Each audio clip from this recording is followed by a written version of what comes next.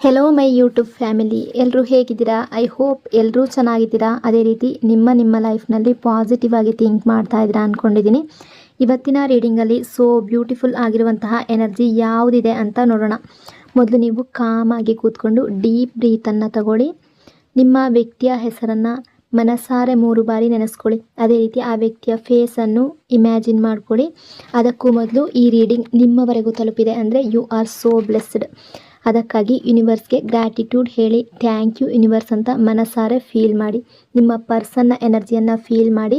Beautiful ಆಗಿರುವ energy ಬಂದಾಗ ಅದನ್ನು ರಿಸೀವ್ ಮಾಡ್ಕೊಳ್ಳಿ. ಪಾಸಿಟಿವ್ ಆಗಿ ಕಮೆಂಟ್ ಮಾಡಿ ಅಂತ ಹೇಳ್ತಾ ಇರ್ತೀನಿ ಅಲ್ವಾ, ಆದರೆ ಕಮೆಂಟ್ ಮಾಡಿ ಅಂತ ಅಂದರೆ ಅಲ್ಲಿ ಹೋಗಿ ಅಳೋದು, ನಿಮ್ಮ ಪ್ರಶ್ನೆಗಳನ್ನು ಕೇಳೋದು ಅಥವಾ ನಿಮ್ಮ ನೋವುಗಳನ್ನು ಹೇಳ್ಕೊಳ್ಳೋದು ಅಲ್ಲ. ಬ್ಯೂಟಿಫುಲ್ ಆಗಿರುವ ಎನರ್ಜಿ ಬಂದಾಗ ಅದನ್ನು ಪಾಸಿಟಿವ್ ಆಗಿ ನೀವು ರಿಸೀವ್ ಮಾಡ್ಕೋಬೇಕು. ಕಮೆಂಟ್ ಸೆಕ್ಷನ್ ಅನ್ನೋದು ಮ್ಯಾನಿಫೆಸ್ಟೇಷನ್ ಒಂದು ಸ್ಪೇಸ್ ಆಗಿರುತ್ತೆ. ಅಲ್ಲಿ ಅಳೋದು, ಕಣ್ಣೀರು ಹಾಕೋದು ಅಥವಾ ನೋವುಗಳನ್ನು ಹೇಳ್ಕೊಳ್ಳೋದು ಅಲ್ಲ, ಪಾಸಿಟಿವ್ ಆಗಿರುವ ಎನರ್ಜಿಯನ್ನು ರಿಸೀವ್ ಮಾಡ್ಕೋಬೇಕು. ಇದೊಂದು ಜನರಲ್ ರೀಡಿಂಗ್ ಆಗಿರುತ್ತೆ. ಜನರಲ್ ರೀಡಿಂಗ್ ಆಗಿರೋದ್ರಿಂದ ಜನರಲ್ ರೀತಿಯಲ್ಲಿ ನೀವು ಇದನ್ನು ಜಡ್ಜ್ ಮಾಡಬೇಕಾಗುತ್ತೆ. ಅಂದರೆ ಎಷ್ಟು ವಿಷಯಗಳು ನಿಮಗೆ ಮ್ಯಾಚ್ ಆಗುತ್ತೋ, ಎಷ್ಟು ಎನರ್ಜೀಸ್ಗಳು ನಿಮಗೆ ಮ್ಯಾಚ್ ಆಗುತ್ತೋ ಅಷ್ಟನ್ನು ಮಾತ್ರ ತಗೊಂಡು ಬಾಕಿ ಉಳಿದಿರುವ ವಿಷಯಗಳನ್ನು ನೀವು ಅಲ್ಲಿಗೆ ಬಿಡಬೇಕಾಗುತ್ತೆ. ಯಾಕೆ ಅಂದರೆ ಎಲ್ಲರ ಎನರ್ಜಿ ಕೂಡ ಸೇಮ್ ಆಗಿರೋದಿಲ್ಲ. ಈ ರೀಡಿಂಗಲ್ಲಿ ಬರುವ ಯಾವುದೇ ವಿಷಯಗಳನ್ನಾಗಲಿ ಫೋರ್ಸ್ಫುಲ್ಲಾಗಿ ನಿಮ್ಮ ಮೇಲೆ ನೀವು ಹಾಕ್ಕೊಳ್ಬಾರ್ದು. ಹಾಗಾದರೆ ಈಗ ರೀಡಿಂಗನ್ನು ಶುರು ಮಾಡೋಣ. ರೀಡಿಂಗನ್ನು ನೋಡಬೇಕಾದ್ರೆ ವಿಡಿಯೋನ ಲೈಕ್ ಮಾಡ್ಕೊಳ್ಳಿ. ಅದೇ ರೀತಿ ಚಾನಲ್ನ ಸಬ್ಸ್ಕ್ರೈಬ್ ಮಾಡಿಕೊಂಡು ಕನೆಕ್ಟ್ ಆಗಿ. ಆಗ ನಿಮ್ಮ ಎನರ್ಜಿ ಅನ್ನೋದು ಇಲ್ಲಿ ಸರಿಯಾಗಿ ಕನೆಕ್ಟ್ ಆಗುತ್ತೆ. ಅದೇ ರೀತಿ ಈ ರೀಡಿಂಗ್ ಅನ್ನೋದು ನಿಮಗೆ ಸರಿಯಾಗಿ ರೆಸೊನೇಟ್ ಆಗುತ್ತೆ. ಮೊದಲಿಗೆ ಯಾವ ಎನರ್ಜಿ ಇದೆ ಅಂತ ನೋಡೋದಾದರೆ frustration energy, over thinking energy. ಇದು ನಿಮ್ಮ ಪಾರ್ಟ್ನರ್ ಎನರ್ಜಿ. ನಿಮ್ಮ ಪಾರ್ಟ್ನರ್ ತುಂಬ ದಿನಗಳಿಂದ ಅವರ ಮನಸ್ಸಿನೊಳಗಡೆ ಕೆಲವು ಫೀಲಿಂಗ್ಸನ್ನು ಒತ್ತಿ ಇಟ್ಕೊಂಡಿದ್ದಾರೆ. ಹೊರಗಡೆ ಹೇಳ್ಕೊಳ್ತಾ ಇಲ್ಲ ಅಥವಾ ಶೇರ್ ಮಾಡ್ತಾ ಇಲ್ಲ. ತುಂಬ ಯೋಚನೆ ಮಾಡ್ತಾ ಇದ್ದಾರೆ. ಏನು ಮಾಡಬೇಕು ಅಂತ ಅವ್ರಿಗೆ ಗೊತ್ತಾಗ್ತಾ ಇಲ್ಲ. ಹೀಗೆ ಮಾಡಬೇಕು, ಹಾಗೆ ಮಾಡಬೇಕು, ಮುಂದೆ ಏನಾಗುತ್ತೆ ಅಂತ ತಲೆ ಕೆಡಿಸ್ಕೊಂಡು ಯೋಚನೆಗಳಲ್ಲೇ ಇದ್ದರು. ಇದನ್ನೇ ಒಂದು ರೀತಿಯ ಓವರ್ ಥಿಂಕಿಂಗ್ ಅಂದರೆ ಏನಾದರೂ ಆ್ಯಕ್ಷನ್ ತಗೊಳ್ಳುವ ಟೈಮ್ನಲ್ಲಿ ಕೂಡ ಆ್ಯಕ್ಷನ್ ತಗೊಳ್ಳಲಿಲ್ಲ. ಆ್ಯಕ್ಷನ್ ಡಿಲೇ ಮಾಡ್ತಾಯಿದ್ರು. ಅದರ ಜೊತೆಗೆ ಮನಸ್ಸಿನ ಒಳಗಡೆ ಒತ್ತಡ ಕೂಡ ಜಾಸ್ತಿ ಆಗ್ತಾ ಹೋಗ್ತಾ ಇತ್ತು. ತುಂಬ ಫ್ರಸ್ಟ್ರೇಷನ್ ಅನ್ನೋದು ಜಾಸ್ತಿ ಆಗ್ತಾ ಇತ್ತು. ಆದರೆ ಈಗ ಸಿಚುವೇಶನ್ ಅನ್ನೋದು ಬದಲಾಗ್ತಾ ಇದೆ. ಇಷ್ಟು ದಿನ ಕೇವಲ ಯೋಚನೆಗಳಲ್ಲಿ ಮಾತ್ರ ಇದ್ದ ಈ ವ್ಯಕ್ತಿ ನಿಜವಾಗ್ಲೂ ಆ್ಯಕ್ಷನ್ಗೆ ಬರುವಂತಹ ಸಮಯ ಬಂದಿದೆ. ಅಂದರೆ ಇನ್ನು ಮುಂದೆ ಮಾತಲ್ಲಿ ಮಾತ್ರ ಅಲ್ಲ, ಅವರು ಆ್ಯಕ್ಷನ್ ತಗೊಳ್ಬೇಕು ಅನ್ನೋ ರೀತಿ ಥಿಂಕ್ ಮಾಡ್ತಾ ಇದ್ದಾರೆ. ಆ ಚಾನ್ಸಸ್ ಇದೆ. ಅಂದರೆ ಇಷ್ಟು ದಿನ ಯೋಚನೆ ಮಾತ್ರ ಇತ್ತು, ಈಗ ಆ್ಯಕ್ಷನ್ ತಗೋಬೇಕು, ಡಿಸಿಷನ್ ತಗೊಳ್ಬೇಕು ಅನ್ನೋ ರೀತಿ ಥಿಂಕ್ ಮಾಡ್ತಾ ಇದ್ದಾರೆ. ತುಂಬ ಜನರ ಲೈಫ್ನಲ್ಲಿ ತುಂಬ ದೊಡ್ಡ ಡಿಸಿಷನ್ ಅಥವಾ ಆ್ಯಕ್ಷನ್ ತಗೊಳ್ಳುವಂತಹ ಚಾನ್ಸಸ್ ತುಂಬ ಜಾಸ್ತಿ ಕಾಣ್ತಾ ಇದೆ. Future planning energy, effort, relationship build ಮಾಡುವಂತಹ ಎನರ್ಜಿ. ಅಂದರೆ ನಿಮ್ಮ ಪಾರ್ಟ್ನರ್ ಈಗ ನಿಮ್ಮ ಬಗ್ಗೆ ತುಂಬ ಡೀಪಾಗಿ ಯೋಚನೆ ಮಾಡ್ತಾ ಇದ್ದಾರೆ. ಅವರು ಕೇವಲ ಸಿಂಪಲ್ಲಾಗಿ ಯೋಚನೆ ಮಾಡ್ತಾ ಇಲ್ಲ ಅಥವಾ ಟೈಮ್ ಪಾಸ್ ಅಂತ ತಗೊಳ್ತಾ ಇಲ್ಲ. ರಿಲೇಷನ್ಶಿಪ್ ಬಗ್ಗೆ ಸೀರಿಯಸ್ ಆಗಿ ಪ್ಲ್ಯಾನ್ ಮಾಡ್ತಾ ಇದ್ದಾರೆ. ಇದುವರೆಗೆ ಅವರು ಕೇವಲ ಪ್ಲ್ಯಾನ್ ಮಾಡ್ತಾಯಿದ್ರು. ಅಂದರೆ ಹೀಗೆ ಮಾಡಬೇಕು, ಹಾಗೆ ಮಾಡಬೇಕು ಅಂತ ತಲೆ ಒಳಗಡೆ ಮಾತ್ರ ಚಿಂತೆ ಇರ್ತಾ ಇತ್ತು. ಆದರೆ ಈಗ ಆ ಪ್ಲ್ಯಾನ್ ನಿಜವಾಗುವ ರಿಯಾಲಿಟಿಗೆ ಬರುವ ಸಮಯ ಬಂದಿದೆ. ಅಂದರೆ ಇನ್ನು ಮುಂದೆ ಆ ಯೋಚನೆಗಳು ಕೇವಲ ಮನಸ್ಸಿನಲ್ಲಿ ಇರೋದಿಲ್ಲ, ಅದನ್ನು ನಿಜ ಜೀವನದಲ್ಲಿ ಮಾಡುವಂತಹ ಪ್ರಯತ್ನ ಶುರುವಾಗುತ್ತೆ. ಹಿಡನ್ ಫೀಲಿಂಗ್ ಹೊರಗಡೆ ಬರುತ್ತೆ. ಇದುವರೆಗೆ ಅವರು ಮನಸ್ಸಿನ ಒಳಗಡೆ ನಿಮಗೆ ಶೇರ್ ಮಾಡ್ಕೊಳ್ಳದೆ ಇಟ್ಕೊಂಡಿದ್ದಂತಹ ಫೀಲಿಂಗ್ಸ್ ಈಗ ನಿಧಾನವಾಗಿ ಹೊರಗಡೆ ಬರೋದಕ್ಕೆ ಶುರುವಾಗುತ್ತೆ. ಎಮೋಷ್ನಲ್ ರಿಲೀಸ್, ಅವರು ತುಂಬ ದಿನಗಳಿಂದ ಮನಸ್ಸಿನಲ್ಲಿ ಒತ್ತಿ ಇಟ್ಕೊಂಡಿದ್ದ ಫೀಲಿಂಗ್ಸ್ ಈಗ ಶೇರ್ ಮಾಡ್ಕೊಳ್ತಾರೆ. ಅವ್ರಿಗೆ ಏನು ಫೀಲ್ ಆಗ್ತಾ ಇದೆ ಅಂತ ಎಕ್ಸ್ಪ್ರೆಸ್ ಮಾಡ್ತಾರೆ. ಆ್ಯಕ್ಷನ್, ಅದರ ಬಗ್ಗೆ ಥಿಂಕಿಂಗ್, ಇನ್ನು ಮುಂದೆ ಕೇವಲ ಯೋಚನೆ ಅಲ್ಲ, ನಾನು ಏನು ಮಾಡಬೇಕು ಅಂತ ಅವ್ರಿಗೆ ಗೊತ್ತಾಗ್ತಾ ಇದೆ. ಅವ್ರಿಗೆ ನಿಮ್ಮ ಬಗ್ಗೆ ಪ್ಯಾಷನ್ ತುಂಬ ಫೀಲ್ ಮಾಡ್ತಾ ಇದ್ದಾರೆ. ಅಟ್ರ್ಯಾಕ್ಷನ್ ತುಂಬ ಫೀಲ್ ಮಾಡ್ತಾ ಇದ್ದಾರೆ. ನಿಮ್ಮಷ್ಟು ಪ್ಯಾಷನ್ ಅವರು ಬೇರೆ ಯಾರ ಬಗ್ಗೆ ಕೂಡ ಫೀಲ್ ಮಾಡಿರಲಿಲ್ಲ. ಅಂದರೆ ಇದು ತುಂಬ ಡೀಪ್ ಅಟ್ರ್ಯಾಕ್ಷನ್ ಆಗಿದೆ.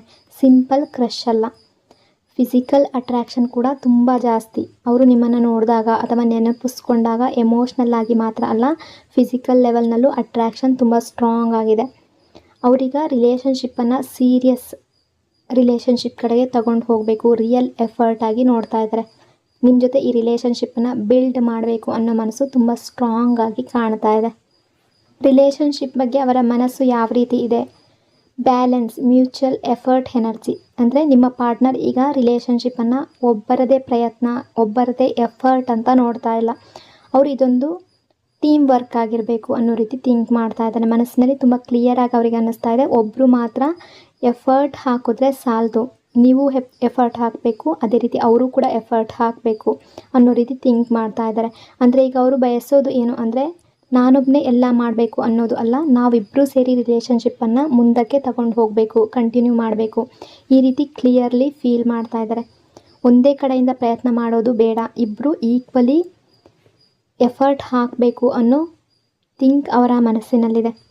ಬ್ಯಾಲೆನ್ಸ್ ಬೇಕು ರಿಲೇಷನ್ಶಿಪ್ಪಲ್ಲಿ. ಒಂದು ಸೈಡ್ ಹೆಚ್ಚು ಕೊಡೋದು, ಇನ್ನೊಂದು ಸೈಡ್ನಲ್ಲಿ ಕಡಿಮೆ ಕೊಡೋದು ಸರಿಯಲ್ಲ. ಅಂದರೆ ನೀವು ಮಾತ್ರ ಹೆಚ್ಚು ಎಫರ್ಟ್ ಹಾಕೋದು, ಹೆಚ್ಚು ಆ ವ್ಯಕ್ತಿಗಾಗಿ ಸ್ಯಾಕ್ರಿಫೈಸ್ ಮಾಡೋದು, ಪ್ರೀತಿ ಕೊಡೋದು ಅಥವಾ ಕೇರ್ ಕೊಡೋದು, ಇದು ಮಾತ್ರ ಸಾಲದು, ಅವರು ಕೂಡ ಎಫರ್ಟ್ ಹಾಕಬೇಕು ಅನ್ನೋ ರೀತಿ ಥಿಂಕ್ ಮಾಡ್ತಾ ಇದ್ದಾರೆ. ಮ್ಯೂಚುವಲ್ ಎಫರ್ಟ್, ಅವರು ನಿಮ್ಮಿಂದಲೂ ಕೂಡ ಎಫರ್ಟ್ ಬೇಕು ಅಂತ ಬಯಸ್ತಾ ಇದ್ದಾರೆ. ಅವರು ಕೂಡ ಎಫರ್ಟ್ ಕೊಡೋದಕ್ಕೆ ರೆಡಿ ಆಗ್ತಾ ಇದ್ದಾರೆ. ಎಮೋಷ್ನಲ್ ನೀಡ್, ನೀವು ಏನು ಫೀಲ್ ಮಾಡ್ತಾ ಇದ್ದೀರೋ, ನಿಮ್ಮ ಮನಸ್ಸಿನ ಅಗತ್ಯಗಳು ಏನು ಅನ್ನೋದನ್ನು ಅವರು ಈಗ ಹೆಚ್ಚು ಅರ್ಥ ಮಾಡ್ಕೊಳ್ಳೋದಕ್ಕೆ ಶುರು ಮಾಡಿದ್ದಾರೆ. ಇನ್ನೊಂದು ಮುಖ್ಯ ವಿಷಯ ಏನಂದರೆ ಅವರು ನಿಮ್ಮ ಜೊತೆ ಕಳೆದ ಕ್ಷಣಗಳನ್ನು ನೆನಪಿಸ್ಕೊಳ್ತಾರೆ. ಅಂದರೆ ಹಳೆಯ ಒಳ್ಳೆಯ ಮೂಮೆಂಟ್ಸ್, ಒಳ್ಳೆಯ ಬ್ಯೂಟಿಫುಲ್ ಮೆಮೊರೀಸ್ನ ಅವರ ಮನಸ್ಸಿನಲ್ಲಿ ಮತ್ತೆ ಮತ್ತೆ ರಿಪೀಟಾಗಿ ಬರ್ತಾ ಇದೆ. ಎಮೋಷ್ನಲ್, ಫಿಸಿಕಲ್ ಡಿಸೈರ್ಸ್ ಎರಡು ಸ್ಟ್ರಾಂಗ್ ಅವರ ಫೀಲಿಂಗ್. ಅವ ಕೇವಲ ಮನಸ್ಸಿನಲ್ಲೇ ಅಲ್ಲ, ಎಮೋಷ್ನಲ್ ಅಟ್ಯಾಚ್ಮೆಂಟ್ ತುಂಬ ಜಾಸ್ತಿ ಇದೆ. ಫಿಸಿಕಲ್ ಅಟ್ರ್ಯಾಕ್ಷನ್ ಕೂಡ ತುಂಬ ಸ್ಟ್ರಾಂಗ್ ಆಗಿದೆ. ಅವರೀಗ ರಿಲೇಷನ್ಶಿಪ್ಪನ್ನು ಬ್ಯಾಲೆನ್ಸ್ಡ್ ರೀತಿ ಕಟ್ಕೋಬೇಕು ಅಂತ ಸೀರಿಯಸ್ಲಿ ಫೀಲ್ ಮಾಡ್ತಾ ಇದ್ದಾರೆ. ನಿಮ್ಮ ಬಗ್ಗೆ ತುಂಬ ಫೀಲಿಂಗ್ಸ್ ಅನ್ನೋದು ದಿನದಿಂದ ದಿನಕ್ಕೆ ಜಾಸ್ತಿ ಆಗ್ತಾ ಇದೆ. ರಿಯಲೈಸೇಷನ್, ಗಿಲ್ಟ್, ಕ್ಲಾರಿಟಿ ಎನರ್ಜಿ ಯಾಕಿದೆ ಅಂತ ನೋಡೋದಾದರೆ ಅವ್ರಿಗೆ ತುಂಬ ಅರ್ಥ ಆಗ್ತಾ ಇದೆ. ರಿಲೇಷನ್ಶಿಪ್ ಬಗ್ಗೆ ತುಂಬ ಡೀಪಾಗಿ ಯೋಚನೆ ಮಾಡ್ತಾ ಇದ್ದಾರೆ. ಏನು ತಪ್ಪು ಮಾಡಿದ್ದಾರೆ ಅಥವಾ ನೀವೇನು ತಪ್ಪು ಮಾಡಿದ್ದೀರಾ ಅಂತ ಅವರಿಗೆ ಕ್ಲಿಯರಾಗಿ ಗೊತ್ತಾಗ್ತಾ ಇದೆ. ಅಥವಾ ಇವ್ರು ಅಂದ್ಕೊಳ್ತಿದ್ದಾರೆ ಇವರು ಸರಿಯಾಗಿ ಈ ರಿಲೇಷನ್ಶಿಪ್ಪಲ್ಲಿ ಗಮನ ಕೊಡಲಿಲ್ಲ, ಫೋಕಸ್ ಮಾಡಲಿಲ್ಲ ಅನ್ನೋ ಗಿಲ್ಟ್ ಬರ್ತಾ ಇದೆ. ಅಂದರೆ ಅವರು ನೀವು ಡಿಸರ್ವ್ ಮಾಡಿದಷ್ಟು ಅಟೆನ್ಷನ್, ಕೇರ್, ಲವ್ ನಿಮಗೆ ಕೊಡಲಿಲ್ಲ ಅನ್ನೋ ಭಾವನೆ ಅವರ ಮನಸ್ಸಿನಲ್ಲಿ ಬರ್ತಾ ಇದೆ. ಜೊತೆಗೆ ಒಂದು ಥಾಟ್ ಬರ್ತಾ ಇದೆ, ಈ ರಿಲೇಷನ್ಶಿಪ್ಪನ್ನ ಇಂಪ್ರೂವ್ ಮಾಡಬೇಕು, ನನ್ನನ್ನು ನಾನು ಬೆಟರ್ ಮಾಡ್ಕೊಳ್ಬೇಕು, ಆಗ ಮಾತ್ರ ನಾನು ಇವರ ಜೊತೆ ಈ ರಿಲೇಷನ್ಶಿಪ್ಪಲ್ಲಿ ಕಂಟಿನ್ಯೂ ಮಾಡ್ಕೊಂಡು ಹೋಗೋದಕ್ಕೆ ಸಾಧ್ಯ, ಈ ರಿಲೇಷನ್ಶಿಪ್ ಸ್ಟ್ರಾಂಗ್ ಆಗೋದಕ್ಕೆ ಸಾಧ್ಯ ಅನ್ನೋ ಫೀಲಿಂಗ್ ಬರ್ತಾ ಇದೆ. ರಿಗ್ರೆಟ್, ಹಿಂದೆ ಮಾಡಿದ ಕೆಲವು ಮಿಸ್ಟೇಕ್ಸ್ ಬಗ್ಗೆ ಅವರಿಗೆ ಪಶ್ಚಾತ್ತಾಪ ಬರ್ತಾ ಇದೆ. ಅವ್ರು ಏನೇ ತಪ್ಪು ಮಾಡಿರ್ಬೋದು, ನಿಮಗೆ ಸುಳ್ಳು ಹೇಳಿರ್ಬೋದು, ಮೋಸ ಮಾಡಿರ್ಬೋದು, ನಿಮ್ಮನ್ನು ಇಗ್ನೋರ್ ಮಾಡಿರ್ಬೋದು, ಅವಾಯ್ಡ್ ಮಾಡಿರ್ಬೋದು, ನೀವು ಕೊಟ್ಟ ಟೈಮ್, ನೀವು ಕೊಟ್ಟ ಪ್ರೀತಿಗೆ ಅವರು ವ್ಯಾಲ್ಯೂ ಕೊಡದೇ ಇರ್ಬೋದು. ಅದರ ಬಗ್ಗೆ ರಿಗ್ರೆಟ್ ಫೀಲ್ ಆಗ್ತಾ ಇದೆ. ನನ್ನಲ್ಲೇ ಕೆಲವು ಇಶ್ಯೂಸ್ ಇವೆ, ಅದನ್ನು ನಾನು ಸರಿ ಮಾಡ್ಕೋಬೇಕು ಅಂತ ಅರಿವು ಬರ್ತಾ ಇದೆ. ಇನ್ನರ್ ಕ್ಲಾರಿಟಿ, ಇದುವರೆಗೆ ಕನ್ಫ್ಯೂಸ್ ಆಗಿದ್ದ ಮನಸ್ಸಿಗೆ ಈಗ ಕ್ಲಿಯರ್ ಅಂಡರ್ಸ್ಟ್ಯಾಂಡಿಂಗ್ ಬರ್ತಾ ಇದೆ.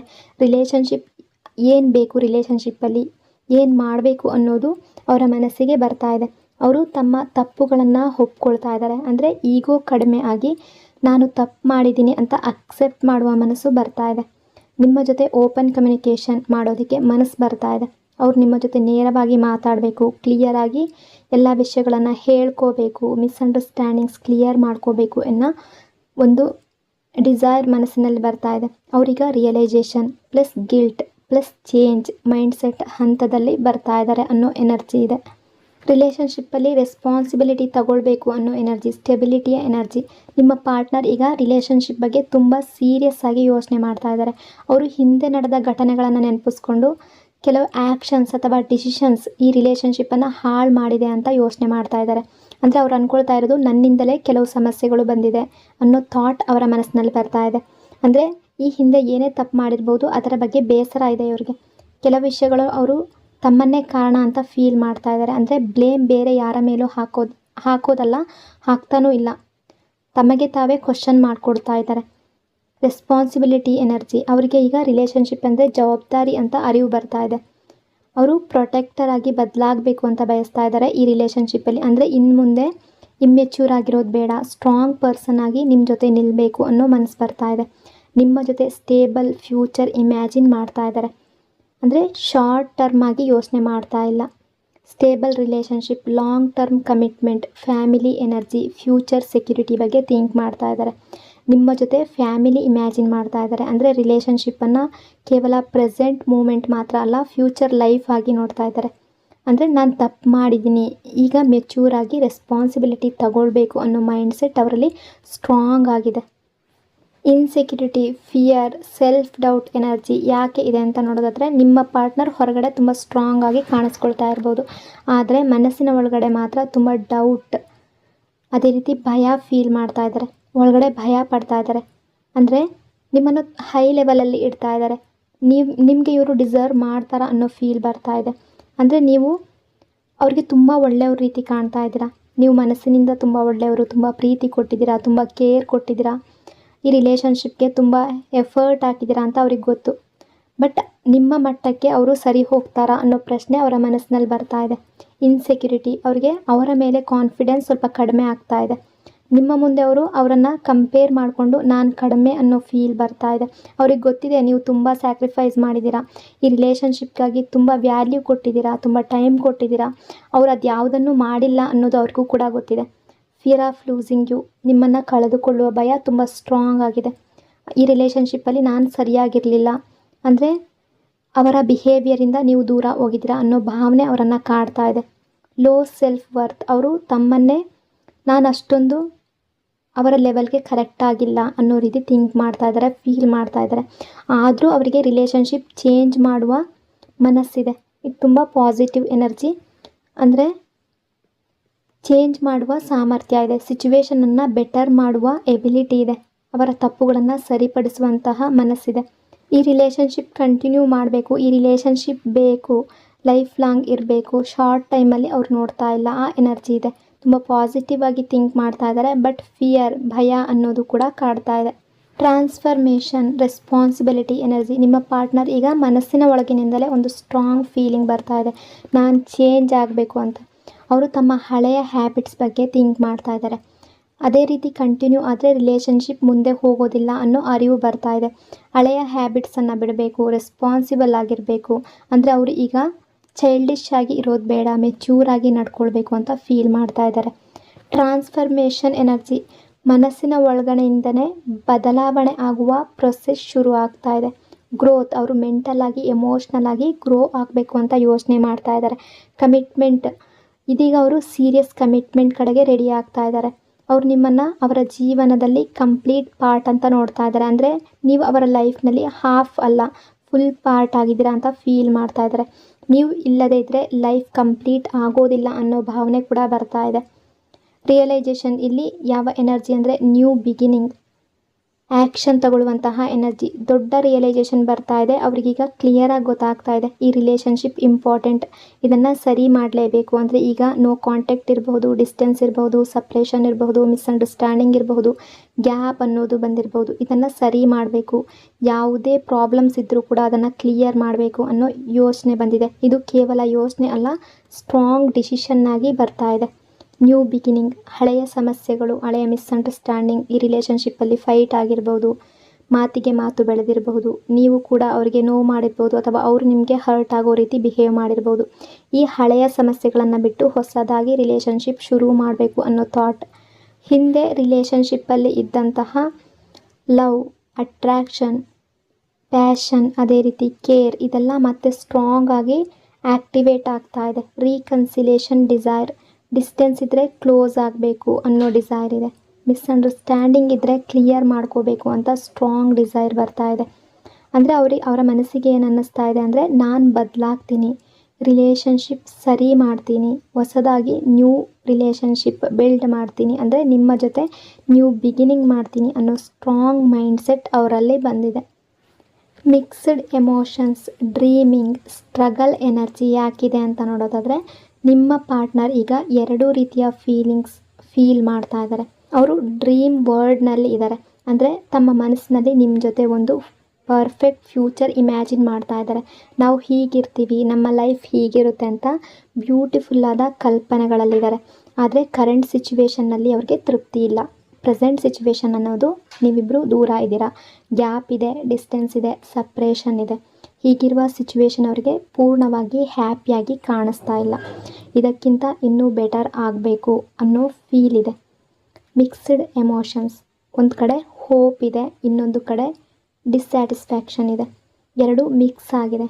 ಹೋಪ್, ನಿಮ್ಮ ಜೊತೆ ಫ್ಯೂಚರ್ ಬಗ್ಗೆ ತುಂಬ ಆಸೆ ಇದೆ, ಆದರೆ ಈಗಿನ ಪರಿಸ್ಥಿತಿಯಿಂದ ತುಂಬ ಅಸಮಾಧಾನ ಇದೆ, ತೃಪ್ತಿ ಅನ್ನೋದು ಇಲ್ಲ. ಈ ರಿಲೇಷನ್ಶಿಪ್ಪನ್ನು ಇಂಪ್ರೂವ್ ಮಾಡಬೇಕು ಅನ್ನೋ, ಈ ರಿಲೇಷನ್ಶಿಪ್ಪನ್ನು ಕಂಟಿನ್ಯೂ ಮಾಡಿಕೊಂಡು ಹೋಗಬೇಕು ಅನ್ನೋ ಸ್ಟ್ರಾಂಗ್ ಡಿಸೈರ್ ಇದೆ.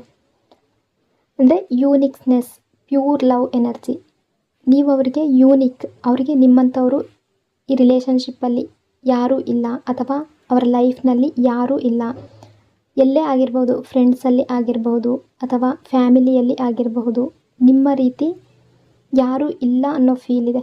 ನೀವು ಅವರ ಲೈಫ್ನಲ್ಲಿ ಸ್ಪೆಷಲ್ ಪರ್ಸನ್ ಅನ್ನೋ ರೀತಿ ಫೀಲ್ ಮಾಡ್ತಾ ಇದ್ದಾರೆ. ಅಂದರೆ ನಿಮ್ಮಿಬ್ಬರ ನಡುವೆ ಒಂದು ವಿಭಿನ್ನವಾದ ರೇರ್ ಕನೆಕ್ಷನ್ ಇದೆ. Innocent love.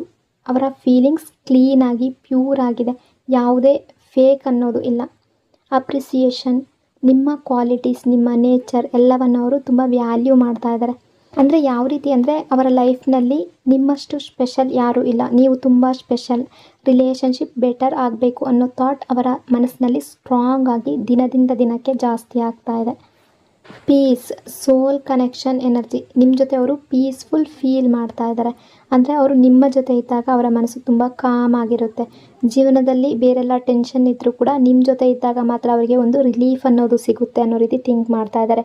ಅಂದರೆ ಸೋಲ್ ಕನೆಕ್ಷನ್ ಇದು ಕೇವಲ ಸರ್ಫೇಸ್ ಲೆವೆಲ್ ಕನೆಕ್ಷನ್ ಅಲ್ಲ, ತುಂಬ ಡೀಪ್ ಆಗಿರುವ ಸೋಲ್ ಲೆವೆಲ್ ಬಾಂಡಿಂಗ್. ನಿಮ್ಮಿಬ್ಬರ ನಡುವೆ ಅರ್ಥವಾಗುವ ಫೀಲಿಂಗ್ ಇದೆ. ಮಾತಿಲ್ಲದೆ ಇರಬಹುದು, ದೂರ ಇರ್ಬೋದು, ಗ್ಯಾಪ್ ಇರ್ಬೋದು, ಫೀಲ್ ಆಗುವ ಕನೆಕ್ಷನ್ ಇದೆ. ನಿಮ್ಮ ಜೊತೆ ಇದ್ದಾಗ ಅವರು ಹೆವಿಯಾಗಿ ಫೀಲ್ ಮಾಡೋದಿಲ್ಲ, ಮನಸ್ಸು ಲೈಟಾಗಿ ಫ್ರೀ ಆಗಿರುತ್ತೆ. ಎಮೋಷ್ನಲ್ ಸೇಫ್ಟಿ, ಅವರು ನಿಮ್ಮ ಮುಂದೆ ತಮ್ಮ ರಿಯಲ್ ಸೆಲ್ಫ್ ಹೇಳ್ಕೊಳ್ಬೋದು, ಅವರ ಮನಸ್ಸಿನ ಮಾತುಗಳನ್ನು ಹೇಳ್ಕೊಳ್ಬೋದು. ಯಾವ ಜಡ್ಜ್ಮೆಂಟ್ ಇಲ್ಲ, ಯಾವ ಭಯ ಇಲ್ಲ, ಸೇಫ್ ಫೀಲಿಂಗ್ ಅವರಿಗೆ ಬರುತ್ತೆ ಅನ್ನೋ ಎನರ್ಜಿ ಇದೆ. ಅಂದರೆ ಅವರು ಆ ರೀತಿ ಫೀಲ್ ಮಾಡ್ಕೊಳ್ತಾ ಇದ್ದಾರೆ. ಅಂದರೆ slow, stable, long term energy ಕೂಡ ಕಾಣಿಸ್ತಾ ಇದೆ. Slow but stable love. ಈ ರಿಲೇಷನ್ಶಿಪ್ ನೀವು ತಕ್ಷಣ ಇವರು ಸರಿಯಾಗಬೇಕು ಅಂತ ಅಂದ್ಕೊಳ್ತಾ ಇರಬಹುದು, ಬಟ್ ಕೆಲವರ ಎನರ್ಜಿ ಪ್ರಕಾರ ಸ್ವಲ್ಪ ಸ್ಲೋ ಆದರೂ ಕೂಡ ಸ್ಟ್ರಾಂಗ್ ಆಗಿ ಬಿಲ್ಡ್ ಆಗುವ ಎನರ್ಜಿ ಕಾಣ್ತಾ ಇದೆ. ಲಾಂಗ್ ಟರ್ಮ್ ಕಮಿಟ್ಮೆಂಟ್, ಅವರು ಶಾರ್ಟ್ ಟರ್ಮ್ ಆಗಿ ನೋಡ್ತಾ ಇಲ್ಲ, ನಿಮ್ಮ ಜೊತೆ future life long bonding imagine ಮಾಡ್ತಾ ಇದ್ದಾರೆ. ರಿಲೇಷನ್ಶಿಪ್ ಸೆಕ್ಯೂರ್ ಆಗಿ ಸ್ಟೇಬಲ್ ಆಗಿರಬೇಕು ಅಂತ ಬಯಸ್ತಾ ಇದ್ದಾರೆ.